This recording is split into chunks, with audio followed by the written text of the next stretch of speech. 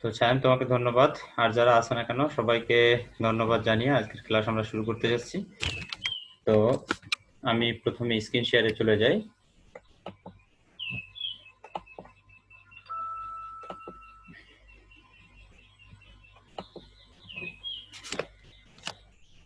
দেখো, আজকে আমাদের যে ক্লাস, এটা হচ্ছে আমাকে তো চেনই, টিটব রায় প্রভাষক গণিত বিভাগ, সরকারি এম এম আলী কলেজ। আর আমাদের পাঠ পরিচিতি, আজকে আমরা কণিক নিয়ে কথা বলবো। আমরা পূর্বেও কণিক নিয়ে কথা বলেছি। তো দেখো, আমরা পূর্বে কেমন ধরনের কথা বলছিলাম। প্রথম দিন যখন আলোচনা করা হয় তোমার কণিকের বেসিক নিয়ে, তখন এরকম একটা চিত্র আমি দেখিয়েছিলাম। এটা হচ্ছে তোমার অধিবৃত্ত। আমরা পরাবৃত্ত, উপবৃত্ত আর অধিবৃত্ত তিনটে কণিক নিয়ে কথা বলবো। তো আজকে আমাদের পাঠের শিরোনাম হচ্ছে অধিবৃত্ত। অধিবৃত্ত নিয়ে কথা বলবো। অধিবৃত্ত কয় ধরনের হতে পারে? অধিবৃত্ত হচ্ছে তোমার, আগে ছিল ইলিপস। ইলিপসটাকে যদি একটা তরমুজকে যদি মাঝে কাটো, মাঝে কাটার পরে তাকে যদি দুই দিকে ঘুরিয়ে দাও, তাহলে কি এরকম একটা ফিগার পাইনি আমরা? এদিকে আর হচ্ছে এদিকে। এখন এই দুইটা মিলিয়ে, এই টোটালটা মিলিয়ে হচ্ছে একটা অধিবৃত্ত। এবং যদি তোমার অধিবৃত্তটা যদি এক্স অক্ষ বরাবর যদি হয়, তাহলে এই অধিবৃত্তের সমীকরণ হবে x square by a square minus y square by b square equal 1। আর যদি অধিবৃত্তটা যদি ওয়াই অক্ষ বরাবর হয়, তাহলে অধিবৃত্তের সমীকরণ হবে হচ্ছে y square by a square minus x square by b square equal 1। এখানে ছিল x square by a square minus y square by b square, আর এখানে হচ্ছে y square by a square minus হচ্ছে x square by b square. অর্থাৎ এইটা হচ্ছে x অক্ষটা এখানে বৃহৎ অক্ষ ছিল, আর এখানে ওয়াই অক্ষটা হচ্ছে বৃহৎ অক্ষ। এটা যদি আমরা বলি যে এখান থেকে অধিবৃত্তের এই চ্যাপ্টার থেকে আমরা কি কি শিখতে পারবো, তাহলে অধিবৃত্ত কি তা ব্যাখ্যা করতে পারবে, বিভিন্ন প্রকার অধিবৃত্ত ব্যাখ্যা করতে পারবে, বিভিন্ন প্রকার অধিবৃত্তের মধ্যে পার্থক্য নির্ণয় করতে পারবে, অধিবৃত্তের সমীকরণ নির্ণয় করতে পারবে, অধিবৃত্তের সমীকরণ থেকে তার প্রকৃতি নির্ণয় করতে পারবে। এগুলো তোমরা পারবে। এবার দেখো, একটা আদর্শ অধিবৃত্ত যদি হয় সেটা কেমন হতে পারে। এটা আমি এক্স অক্ষ বরাবর নিয়েছি। এখানে এই যে এখানে একটা ফোকাস, এই যে বিন্দুটা দেখা যাচ্ছে অধিবৃত্তের ভিতরে, এ পাশে একটা আছে, এটা হচ্ছে ফোকাস। তারপরে তোমার এদিকে যেটা আছে না কেন, এই যে এটা হচ্ছে ফোকাস, মানে হচ্ছে উপকেন্দ্র, আর উপকেন্দ্রিক লম্ব হচ্ছে এটা, উপকেন্দ্রিক লম্ব। তো এখন দেখো, এই যে কি, এটা হচ্ছে অধিবৃত্তের শীর্ষ।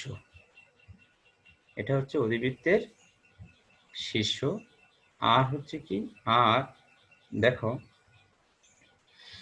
এই যে যে অক্ষটা ওয়াই অক্ষ আর এক্স অক্ষের ছেদ বিন্দু যেটা, এটাকে বলা হয়েছে সেন্টার, কেন্দ্র।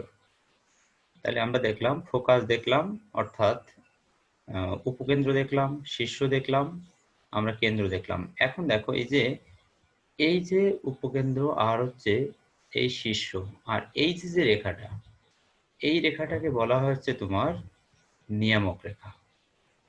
আমরা দেখছি উপবৃত্তেও দুইটি নিয়ামক রেখা ছিল, এখানে অধিবৃত্তেও তো কিন্তু দুইটি নিয়ামক রেখা আছে।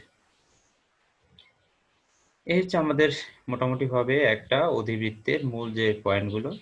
আর কিছু কিছু জিনিস আছে যেগুলো যেগুলো হচ্ছে তোমার উপবৃত্তের সাথে সাদৃশ্য আছে, তো আমরা আলোচনার ক্ষেত্রে ওগুলো আমরা বলবো।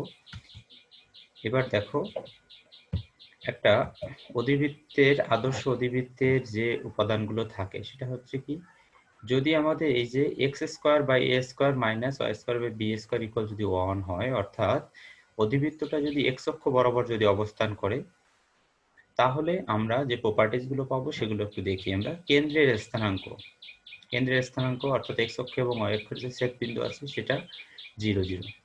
উৎকেন্দ্রিকতা ই সমান হচ্ছে √1 plus b square by a square. এখানে উৎকেন্দ্রিকতার মান আমরা বলেছিলাম যে অধিবৃত্তের ক্ষেত্রে উৎকেন্দ্রিকতার মান হচ্ছে 1 থেকে বড় হবে, আর উপবৃত্তের ক্ষেত্রে ছিল 1 থেকে ছোট, সেক্ষেত্রে ছিল 1 minus a square by b square, b square by a square, আর এখানে হচ্ছে 1 প্লাস। আমাদের উৎকেন্দ্রিকতাটা খুব গুরুত্বপূর্ণ একটা বিষয়, এটা আমাদের সবসময় কাজে লাগবে। আমরা অধিবৃত্তের যদি সমীকরণ নির্ণয় করতে চাই সেক্ষেত্রেও কাজে লাগবে।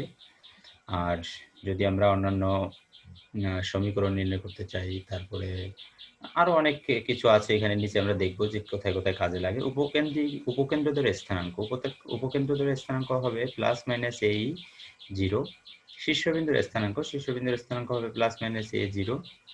নিয়ামকের সমীকরণ, আমি যে রেখাটা দেখিয়েছিলাম একটু আগে, একটু ব্যাকে যাই। দেখো এই যে হচ্ছে নিয়ামক রেখা, এইটার যে সমীকরণটা সেটা আমরা কি পাচ্ছি, আমরা একটু সেটা দেখতেছি যে নিয়ামক এর সমীকরণটা হচ্ছে x equal plus minus a by e. এবার নিয়ামকের পাদবিন্দুর স্থানাঙ্ক, নিয়ামকের পাদবিন্দু কোনটা হতে পারে, আমরা একটু প্রিভিয়াস স্লাইডে চলে যাই। নিয়ামকের পাদবিন্দু এই যে, যেটা হচ্ছে অক্ষরেখাকে, এই যে অক্ষরেখাকে যে বিন্দুতে ছেদ করতেছে, এখানেও কিন্তু আছে, এপাশেও আছে, ডান পাশেও আছে, বাম পাশেও আছে। এই হচ্ছে তোমার নিয়ামক রেখার পাদবিন্দু। তারপরে কি হচ্ছে আর অক্ষের দৈর্ঘ্য, আর অক্ষ কোনটা, আর অক্ষটা হচ্ছে বৃহৎ অক্ষ, যেটা এই যে অক্ষটা, এটাকে বলা হচ্ছে আর অক্ষ। এটার দৈর্ঘ্য কি হচ্ছে টয়েজ এ। আর অনুবন্ধী অক্ষের দৈর্ঘ্য, অনুবন্ধী অক্ষটা কি হচ্ছে, যেটা হচ্ছে এই যে এইটি হচ্ছে অনুবন্ধী অক্ষ, অর্থাৎ এখানে অয় অক্ষটা হচ্ছে অনুবন্ধী অক্ষ। এই অনুবন্ধী অক্ষের দৈর্ঘ্য কি হবে, অনুবন্ধী অক্ষের দৈর্ঘ্য হবে টয়েজ বি। উপকেন্দ্রিক লম্বের দৈর্ঘ্য, উপকেন্দ্রিক লম্বের দৈর্ঘ্য কি হবে, উপকেন্দ্রিক লম্বের দৈর্ঘ্য হবে, যদি বি হচ্ছে তোমার এই যে সমীকরণটা, এক্ষেত্রে আমরা বি হচ্ছে তোমার অনুবন্ধী অক্ষ, এ কারণে 2b² বাই এ, এটা হচ্ছে তোমার উপকেন্দ্রিক লম্বের দৈর্ঘ্য, যেখানে এ গ্রেটার দেন বি, এই কথাটা উল্লেখ আছে। এবার নাভিদ্বয়ের দূরত্ব, অর্থাৎ নাভি কি, নাভি হচ্ছে উপকেন্দ্র, উপকেন্দ্র দ্বয়ের দূরত্ব কি হবে, উপকেন্দ্র দ্বয়ের দূরত্ব হবে হচ্ছে এই যে উপকেন্দ্র এস প্রাইম আর হচ্ছে এই যে এস, দুইটি উপকেন্দ্রের যে মধ্যবর্তী দূরত্ব সেটা হবে টয়েস এই। আগে আমরা উপবৃত্তের ক্ষেত্রে আমরা দেখেছি হচ্ছে টয়েস এই ছিল, কিন্তু সেখানে ই এর মানটা কি ছিল, ই এর মানটা 1 থেকে ছোট থাকার কারণে আমরা এই শীর্ষবিন্দু দ্বয়ের যে দূরত্ব, মধ্যবর্তী দূরত্ব ছিল, তার থেকে আমরা উপকেন্দ্র দ্বয়ের মধ্যবর্তী দূরত্ব আমরা কম পেয়েছি। কিন্তু এক্ষেত্রে কিন্তু ই এর মান বড় হওয়ার কারণে এর সাথে যখন ই গুণ হচ্ছে, তখন আমরা এই মানটা বেশি পাবো, অর্থাৎ শীর্ষ থেকে এদের দূরত্ব বেশি হবে। এবার উপকেন্দ্রিক লম্বের সমীকরণ, উপকেন্দ্রিক লম্ব কোনটা, উপকেন্দ্রিক লম্ব হচ্ছে দেখো এই যে এটা হচ্ছে উপকেন্দ্রিক লম্ব, এই যে এল এবং এল প্রাইম, এটা হচ্ছে উপকেন্দ্রিক লম্ব। এই উপকেন্দ্রিক লম্বের সমীকরণ কি হতে পারে, উপকেন্দ্রিক লম্বের সমীকরণ হবে x ইকুয়াল প্লাস মাইনাস এই। দেখো এখানে প্লাস মাইনাস থাকার কারণ হচ্ছে আমরা দুই দিকে দুইটা উপকেন্দ্রিক লম্ব বিদ্যমান আছে, সেজন্য সমীকরণ হবে x ইকুয়াল প্লাস মাইনাস এই, একবার প্লাস দিয়ে একটা, একবার মাইনাস দিয়ে একটা। এবার আর অক্ষের সমীকরণ, আর অক্ষের সমীকরণ কি হতে পারে, আর অক্ষটা কি, আর অক্ষটা হচ্ছে x অক্ষটাকে বলছি আমরা আর অক্ষ। এখন এই x অক্ষের সমীকরণ কি, আমরা জানি যে x অক্ষের উপর y এর কোনো মান থাকে না, সেজন্য x অক্ষের সমীকরণ হচ্ছে y ইকুয়াল 0। আর অনুবন্ধী অক্ষের সমীকরণ কি, অনুবন্ধী অক্ষটা হচ্ছে y অক্ষ, আর সেক্ষেত্রে আমরা y অক্ষের সমীকরণ জানি হচ্ছে x ইকুয়াল 0।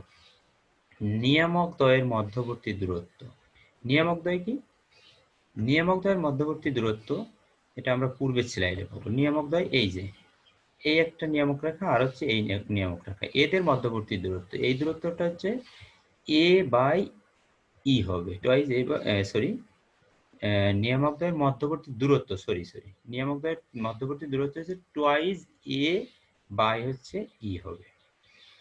এরপর হচ্ছে উপকেন্দ্র ও অনুরূপ নিয়ামকের দূরত্ব, উপকেন্দ্র অনুরূপ নিয়ামকের যে দূরত্ব আসে না কেন, এই মাইনাস এ বাই ই, এটা তোমাদের খুব গুরুত্বপূর্ণ না।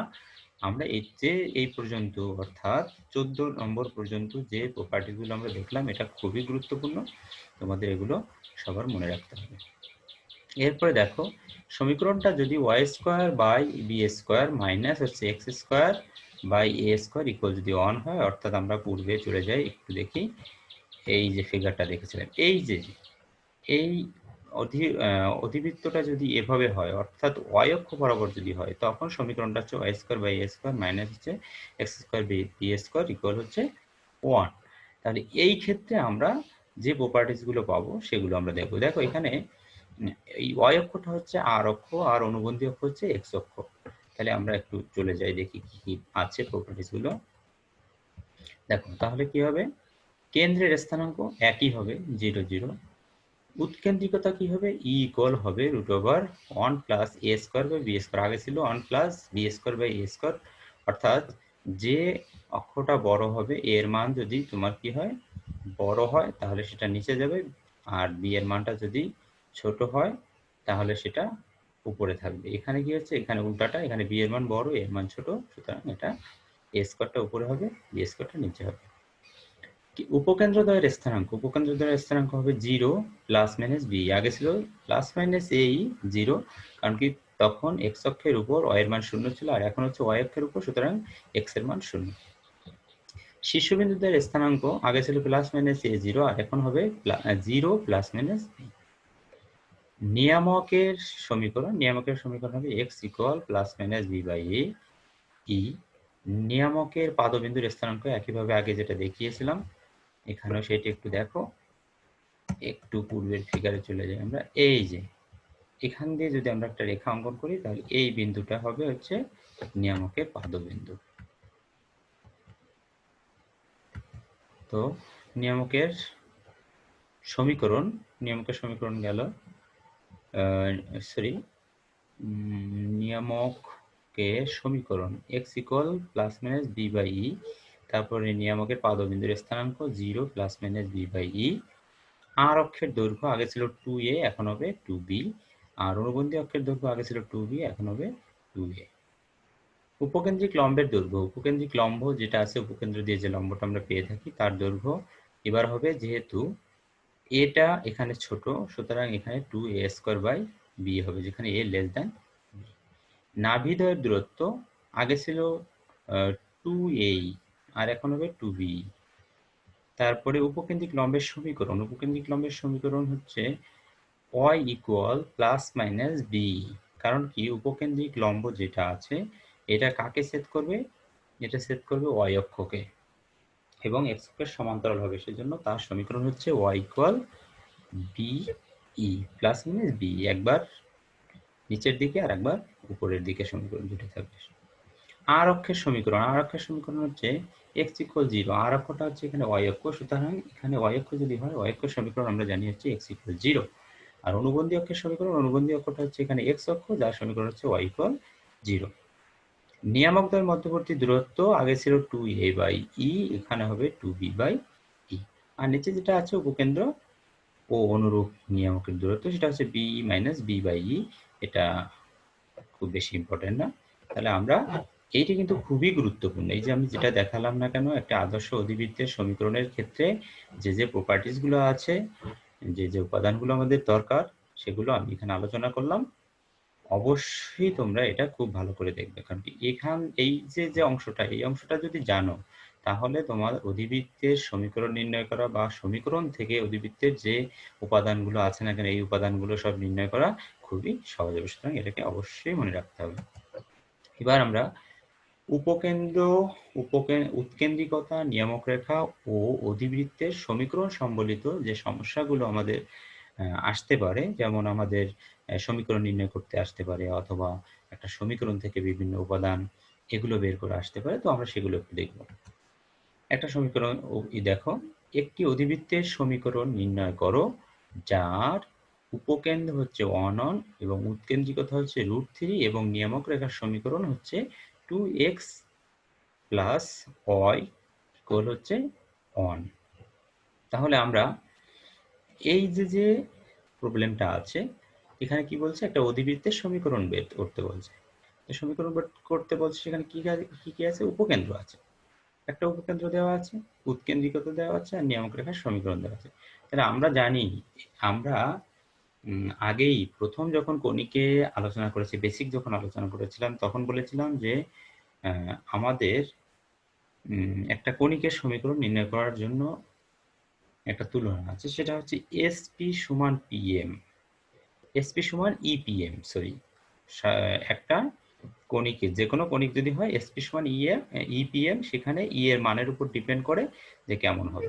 তাহলে এখানে দেখো এসটা কি হচ্ছে, এসটা হচ্ছে আমাদের উপকেন্দ্র, এসটা হচ্ছে উপকেন্দ্র, আর পি হচ্ছে সেই অধিবৃত্তের উপর অবস্থিত একটা বিন্দু, আর এমটা হচ্ছে এই অধিবৃত্তের উপর যে বিন্দুটা আছে সেই বিন্দু থেকে এর যে নিয়ামক রেখা আছে সেই নিয়ামক রেখার উপর লম্ব বিন্দু, এটা হচ্ছে এম। তাহলে কি হবে আমাদের, আমরা সংজ্ঞা অনুসারে জানি কি যে এসপি সমান হচ্ছে ইপিএম, এটা আমরা জানি যে কোনো কণিকের জন্যই আমাদের কিন্তু এই শর্তটা হবে। তবে ই এর মানের উপর ডিপেন্ড করে, যেমন আমরা পরাবৃত্ত যখন আলোচনা করেছি তখন ই এর মানটা ছিল 1, সেজন্য তখন এসপি সমান ইপিএম ছিল, সরি পিএম আমরা বিবেচনা করে করেছি। কিন্তু উপবৃত্ত এবং অধিবৃত্তের জন্য ই এর মানটা উপবৃত্তের জন্য ছিল 1 থেকে ছোট কম, আর হচ্ছে অধিবৃত্তের জন্য হচ্ছে 1 থেকে বড়। যেমন দেখো এখানে √3 দেওয়া আছে, তাই √3 এর মান 1 থেকে আমরা বড়, এটা জানি। তাহলে আমরা সেভাবে করি, এসপি সমান ইপিএম। এসপি কি, এসপি হচ্ছে এই যে এস এবং পি বিন্দুর দূরত্ব, তাহলে এস বিন্দুর স্থানাঙ্ক আমাদের আছে 1 তাহলে এখানে পি বিন্দুর স্থানাঙ্ক যদি এক্স ওয়াই বিবেচনা করি তাহলে x - 1 এর হোল স্কয়ার প্লাস y - 1 এর হোল স্কয়ার এর রুট। আর কি হচ্ছে, ই এর মান হচ্ছে √3, আর পিএম কত, পিএম হচ্ছে এই নির্দিষ্ট বিন্দু থেকে এই সরলরেখাটার কি লম্ব দূরত্ব। তো সেটা আমরা জানি যে এই নির্দিষ্ট বিন্দুটা এক্স ওয়াই বিন্দু থেকে আমরা এই যে সরলরেখাটা আছে 2x + y = 1 এর আমরা কি করব, লম্ব দূরত্ব। তাহলে কি হবে 2x + y - 1 বাই রুট কত 2² + 1², অর্থাৎ এই যে সহগ থাকে তার বর্গের সমষ্টি। তো আমরা কি করলাম, উভয় পক্ষের বর্গ করলাম। উভয় পক্ষে যদি আমরা বর্গ নিই তখন আমাদের কি আসবে, তখন আমাদের এখান থেকে রুটটা ক্যান্সেল হয়ে যাবে, আর ভিতরে যে অংশটা আছে না এগুলো তাদেরকে আমরা ভাঙিয়ে দিলাম। ভাঙিয়ে দিলে আমরা পাই কি, x² - 2x + 1 y² - 2y + 1, এখানে √3 হোল স্কয়ার, আর এখানে কি হবে, এখানে এই যে অ্যাবসলিউট ভ্যালু দিয়ে যে অংশটা আছে না কেন তারও বর্গ, এখানে আমরা 2² + 1² এর সমষ্টি হচ্ছে 5। এবার আমরা কি করব, রুট উঠে গেল বর্গের কারণে, এখানে √3 একটু খেয়াল করো, এখানে √3 এর বর্গ করলে 3 হয়, আর এখানে √5 এর বর্গ করলে 5, সেজন্য এই অংশটা আমি বাইরে নিয়ে আসছি। আর এখানে 2x + y - 1 এটাকে যদি আমরা বর্গ করি তাহলে পাই 4x² + y² + 1 + 4xy - 2y - 4x। এবার আমরা এই 5 টাকে এখানে গুণ করে দিই, 5x², তারপরে 5y² - 10x - 10y + 10, আর এখানে 3 এপাশে গুণ করে দিই, 12x² + 3y² + 3 12xy - 6y - 12x। এবার আমরা সবগুলোকে এক পাশে নিয়ে আসবো। আমরা সবগুলোকে যদি বাম পাশে নিয়ে আসি এবং x² এর কাছে x² আনবো, y² এর কাছে y² আনবো, তাহলে 12x² - 5x² + 3y² - 5y² + 12xy, যেটা নাই এপাশে দেখো আমরা একটু করছি, আমরা করছি কি এই পাশটাকে আমরা এ পাশে নিয়ে নিচ্ছি, অর্থাৎ বাম পাশে যেটা ছিল সেটাকে ডাইন পাশে নিয়ে নিচ্ছি, সেজন্য হচ্ছে 12x² - 5x², আর হচ্ছে কি 3y² - হচ্ছে 5y², আর 12xy এটা থেকে গেছে 10x, এখানে দেখো এই যে 10x টা এ পাশে গেলে প্লাস হয়ে যায়, সেজন্য 10x, আর এখানে -12x ছিল, আর এ পাশে হচ্ছে কত 10y, এই 10y এ পাশে গেলে -10y + 10y হয়ে যায়, আর হচ্ছে এই -6y + 3 এই যে যেটা ছিল, আর এ পাশ থেকে -10। আমরা ক্যালকুলেশন করার পরে আমরা পাই 7x² - 2y² + 12xy - 2x + 4y - 7 = 0। এই যে সমীকরণটা আমরা পেলাম, এই যে শর্ত দেওয়া আছে, এই শর্তের আলোকে এই সমীকরণটা কিন্তু নির্ণেয় অধিবৃত্তের সমীকরণ। তাহলে আমাদের এরকম যদি সমস্যা থাকে, অর্থাৎ যদি উপকেন্দ্র দেওয়া থাকে, উৎকেন্দ্রিকতা দেওয়া থাকে এবং নিয়ামক রেখা সমীকরণ যদি দেওয়া থাকে, তাহলে আমরা অতি সহজেই কিন্তু আমরা সেই অধিবৃত্তের সমীকরণটা আমরা নির্ণয় করতে পারি। তাহলে এবার আমরা দেখি আরেকটা প্রবলেম, দেখি কি আছে, একটু খেয়াল দেখো।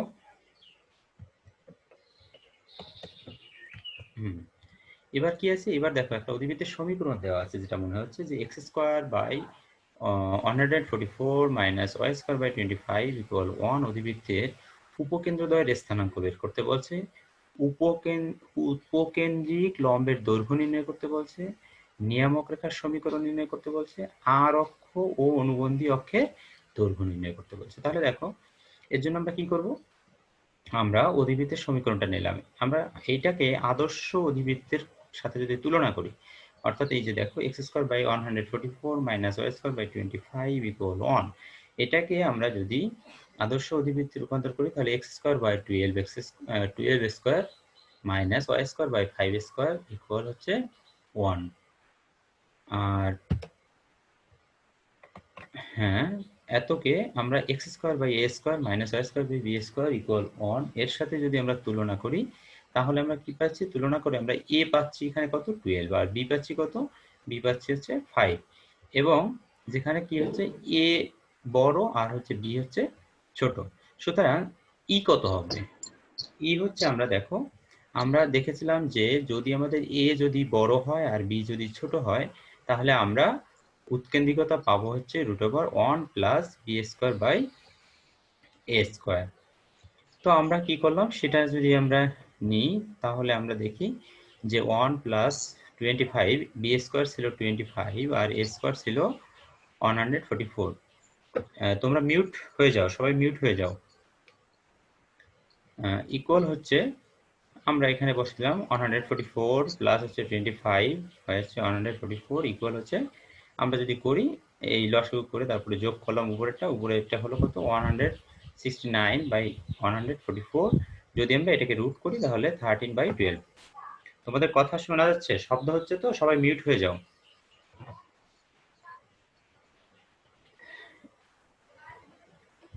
এরপরে দেখো তাহলে আমরা 13/12 পেলাম উৎকেন্দ্রিকতার মান। এবার উপকেন্দ্র কি হবে? আমরা জানি উপকেন্দ্র হচ্ছে দুইটা, প্লাস মাইনাস এই 0। তাহলে আমরা প্লাস মাইনাস এই এ কত? এ হচ্ছে আমরা 12 পেলাম আর হচ্ছে ই কত পেয়েছি? ই পেয়েছি হচ্ছে 13/12 0 এটা হলো। তাহলে আমরা পেলাম হচ্ছে প্লাস মাইনাস এই 12 ক্যান্সেল হয়ে গেল, প্লাস মাইনাস 13 0 অর্থাৎ 13 মাইনাস 13 0 একটা উপকেন্দ্র আর হচ্ছে 13 0 একটা উপকেন্দ্র। তাহলে আমরা উপকেন্দ্র পেয়ে গেলাম। এখানে যেটা বলছে উপকেন্দ্র দ্বয়ের স্থানাঙ্ক আমরা এটা পেয়েছি। এবার উপকেন্দ্রিক লম্বের দৈর্ঘ্য। উপকেন্দ্রিক লম্বের দৈর্ঘ্য কি হবে?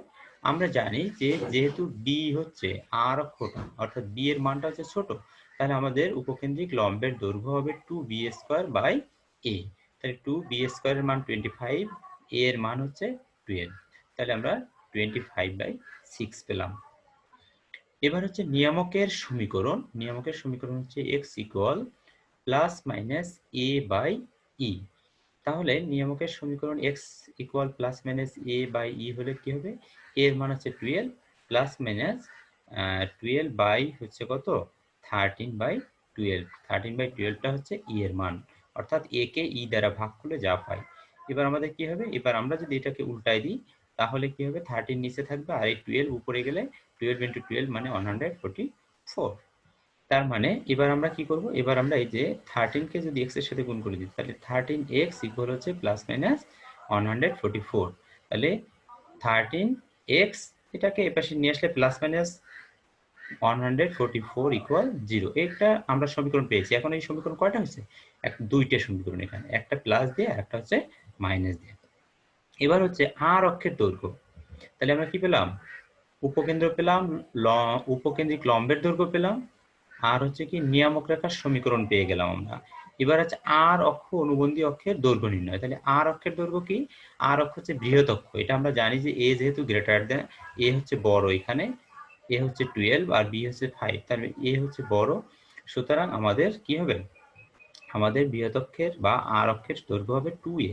2a সমান 2 × 12 মানে হচ্ছে 24 একক। আর অনুবন্ধী অক্ষের দৈর্ঘ্য হবে কম, 2 × b 2 × 5 সমান হচ্ছে কত 10 একক। তাহলে এই যে দেখো আমাদের একটা অধিবৃত্তের সমীকরণ যদি দেওয়া থাকে তাহলে সেই সমীকরণ থেকে আমরা কি করতে পারি? আমরা এই যে প্রপার্টিজ গুলো আছে সেগুলো কিন্তু আমরা খুব সুন্দরভাবে অতি সহজেই আমরা কি করতে পারলাম? নির্ণয় করতে পারলাম। এবার দেখো আর একটা সমস্যা আমরা একটু দেখি যে কি হতে পারে।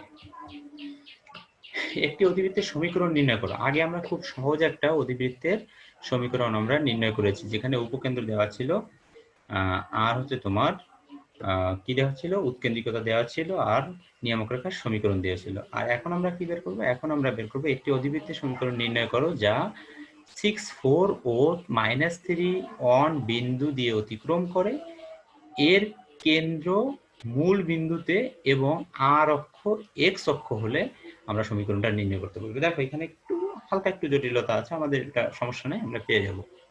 কি বলছে যে একটি অধিবৃত্তের সমীকরণ নির্ণয় করতে হবে যা এত এবং এত বিন্দু দিয়ে অতিক্রম করে। অধিবৃত্তটা এই একটা বিন্দু আর এই একটা বিন্দু এখানে আছে, একটু দেখো, হ্যাঁ এই যে দেখো অধিবৃত্তটা 6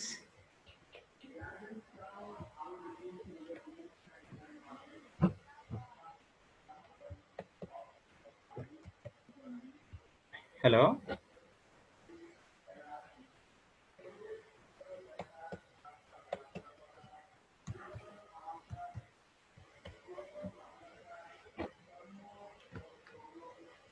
হ্যালো তোমরা কি শুনতে পাচ্ছ? স্যার। আচ্ছা আচ্ছা ঠিক আছে, আমি ভাবলাম কি মনে হয় তোমরা চলে গেলে।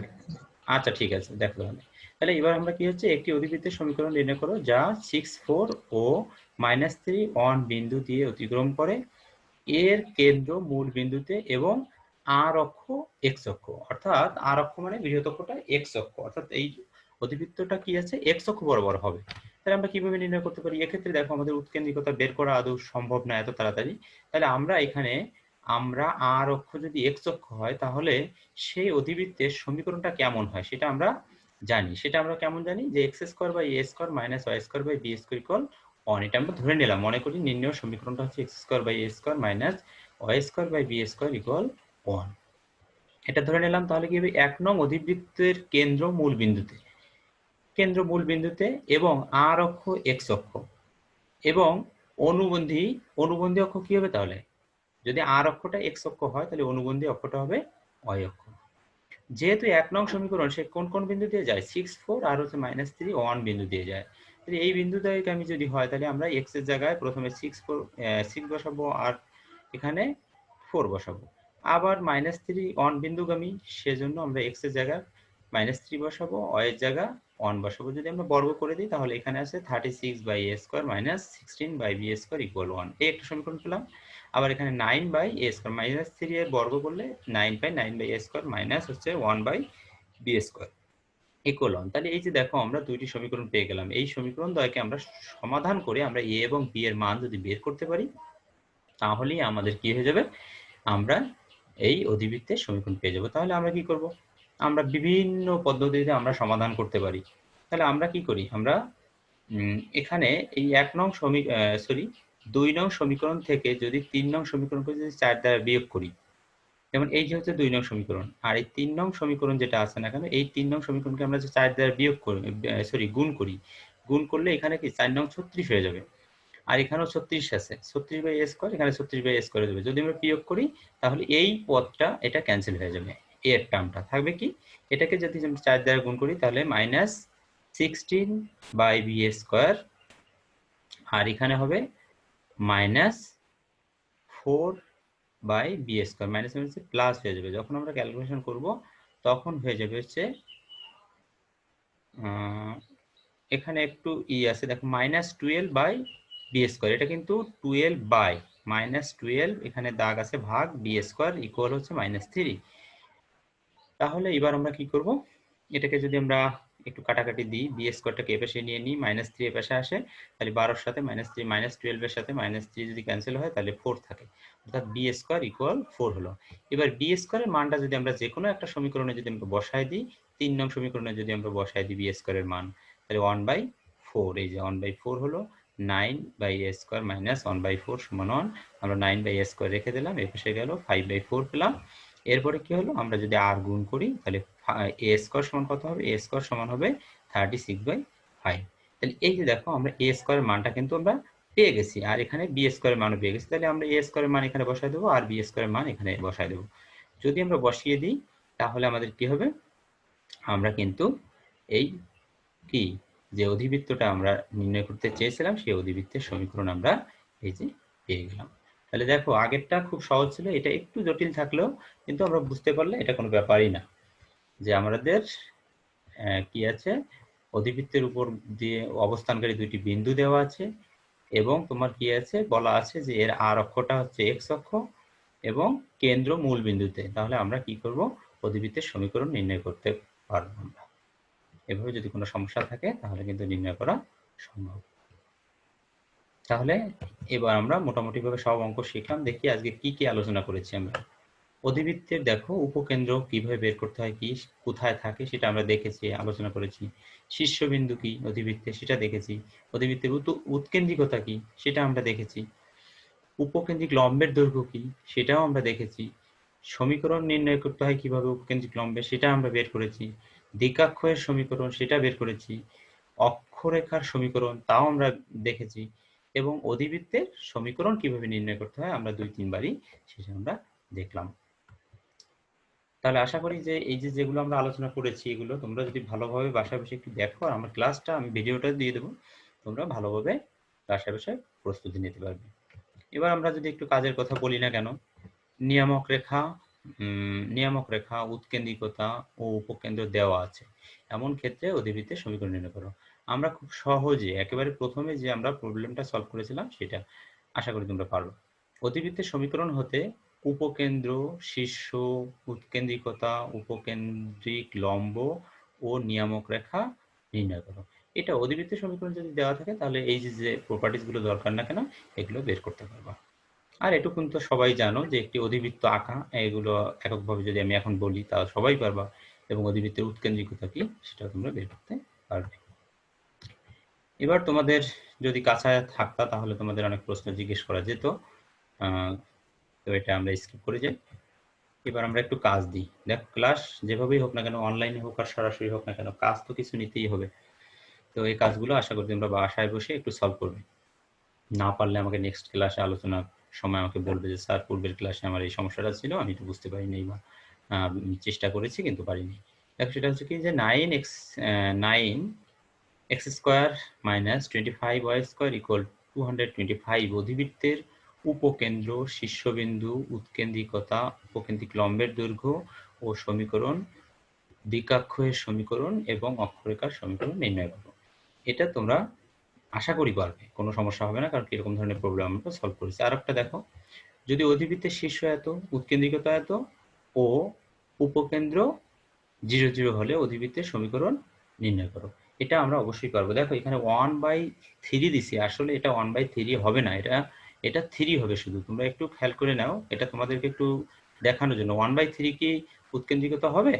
অধিবৃত্তের জন্য হবে না, কারণ হচ্ছে উৎকেন্দ্রিকতা অধিবৃত্তের জন্য হচ্ছে 1 থেকে বড়, সুতরাং এটা কিন্তু 3 হবে, এটা 1/3 হবে না। এখন জয়েন করে কে? তো ঠিক আছে, আমরা বাড়ির কাজই করলাম। এবার তো সবাইকে ধন্যবাদ ক্লাসে অ্যাটেন্ড থাকার জন্য। সবাই বাসায় বসে যে আলোচনাটুকু আমি করলাম এর ভিডিও পেয়ে যাবা। তোমরা এটা দেখে অধিবৃত্তের চ্যাপ্টারে যে অঙ্কগুলো আছে না কেন সেই অঙ্কগুলো বাসায় বসে সলভ করবে। আর যদি কোনো প্রবলেম থাকে তাহলে আমাকে অবশ্যই তোমরা সেটা জানাবে। ঠিক আছে?